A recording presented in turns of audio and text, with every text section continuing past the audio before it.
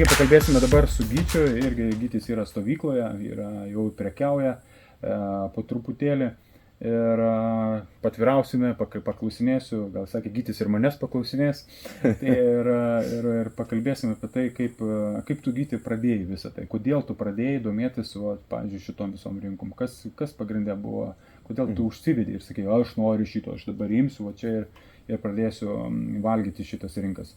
Tai kas buvo, kokia buvo priežastis visų pati pirmoji, kodėl pradėjai domėtis? Tai gal, kaip pasakyti, kaip ir turiu darbą ir gan normalų ir viskas neblogai sekasi. Pradžia gal buvo tokia, kad praleisdavau prie kompiuterio nemažai laiko ir tiesiog praleisdavai prie to kompiuterio nesąmonėm, kaip galima sakyti. Nereikšmingiam dalykam, ar ten filmą pažiūrėti, ar dar kažką. Ir pradėjau galvoti kažkaip, kad gal kažkada tas verslas ir baigsis, kažkada vis tiek ateis ta diena ir kad kišeniai gal turėti kažkokį kitą variantą, kažką pradėti mokintis. Iš kažko gal pinigėlių užsidirbti, nes taip prie to kompiuterio nemažai laiko praleidžiu.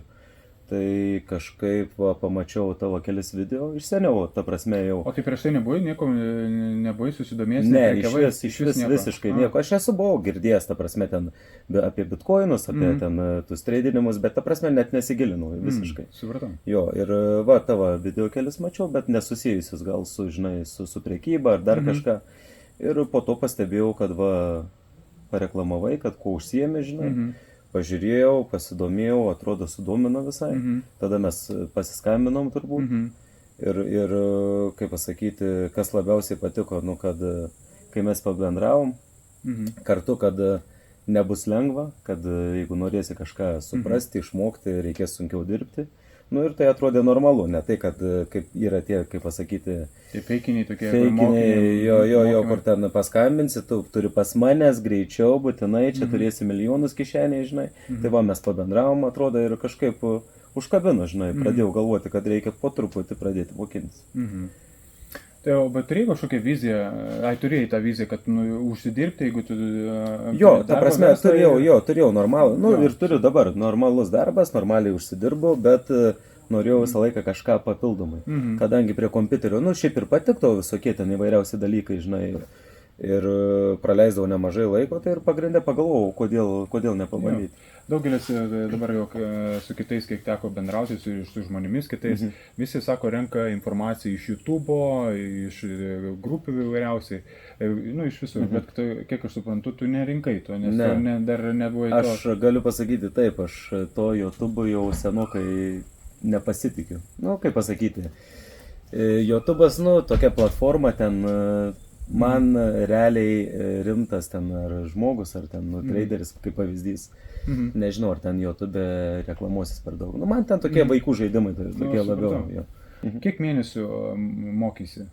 Nuoširdžiai, kiek mėnesių, ta prasme, pradėjęs kursus. Pradėjai mokytis, kiek laiko užtrukai mokytis, kad pradėtumai prekiauti? Iš tikrųjų buvo pertraukų, ne visą laiką galėjau, dariau tam tikras pertraukas.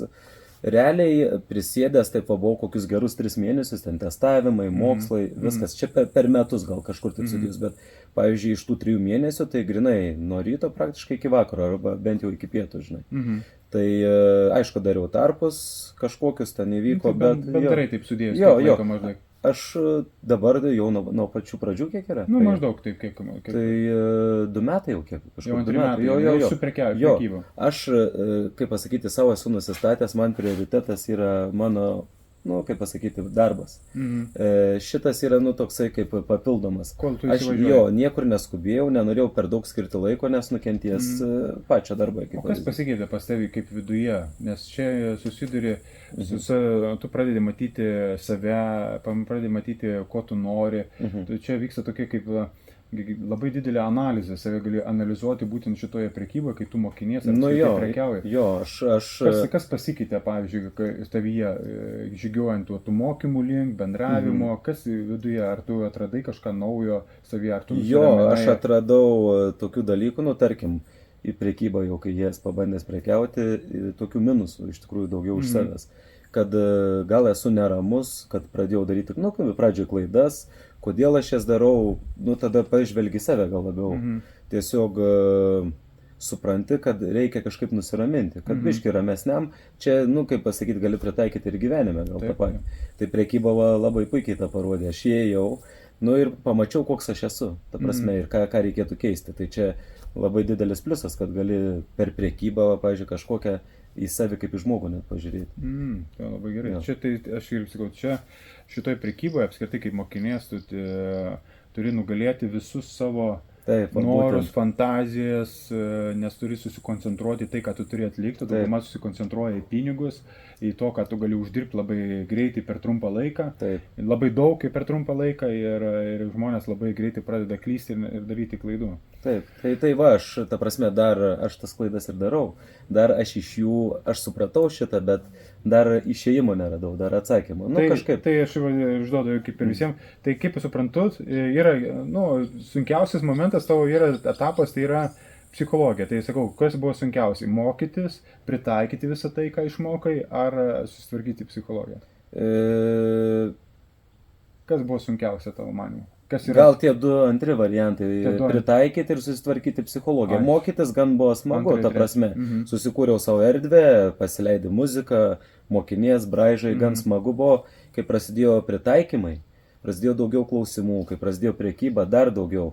Ir pradėjau pastebėti savo tokius minusus. Ko aš noriu, ta prasme, aš nežinau, kažkokią tikslą neturiu didesnę, reikėtų tikslą, reikėtų daugiau ramiai pasėdėti, susikoncentruoti, pasižiūrėti, ko tu nori iš to.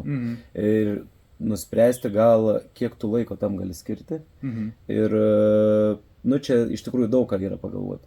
Ar tu galėtum šitą dalyką iškeisti į darbą? Nu, įvairiausių dalykų. Gal tas ir šiek tiek dėl to ir blaškausi, nes atrodo, neturėčiau darbo, ten būtų vienintelis dalykas, tai aš jį pasinerčiau 100%. Tai gal per laiką, kažkiek po truputį mokinantis, pamatysiu, kad įmanoma tikrai užsidirbti, kaip pasakyti, normalią algą, tobulėti, tapti profesionalu, tada bus, nu, kaip sakant, puiku. Supratau. Nu, kaip tu vertini stovyklą? Gerai, labai gerai. Kokią naudą gavai, jau dabar esame 3 dieną, ir ką gavai šitoje stovykloje? Bendravimą, pasikalbėjimą, informacijos, žinių, pažiūrėti, kaip kiti mokiniai ir prekiautojai, kaip jie prekiauja, ką naudoja, ką veikia. Ir ta prasme, aš jau ir pamačiau savo klaidas. Nu, kad ir man pasako, aš seniau darydavau vienaip, dabar pamačiau, kad dauguma prekiautojų ten žiūri daug daugiau dalykų. Ten aš pažiūrėdavau kelias, tarkim, ten šitą struktūras šiek tiek pažiūrėdavau, pamatydavau ten kokią sistemą ir pamatydavau, tarkim, ten double topą, double bottomą ir aš iškart einu.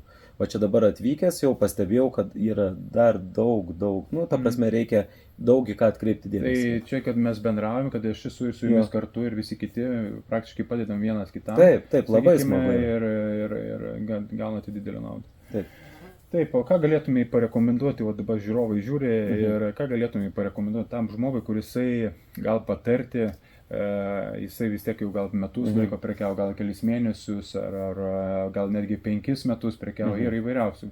Ką tu patartumai jiems, nuo ko pradėti, ką daryti?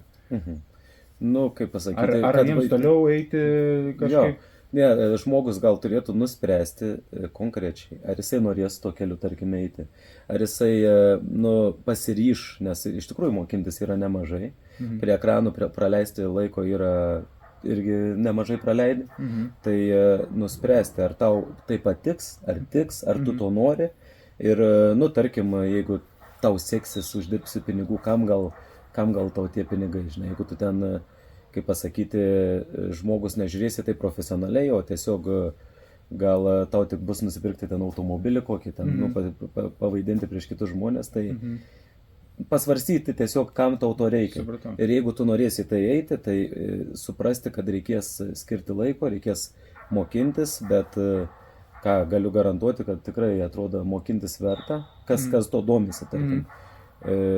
Skirti tam laiko verta, kaip ir bet kokiam gal kitam dalykė.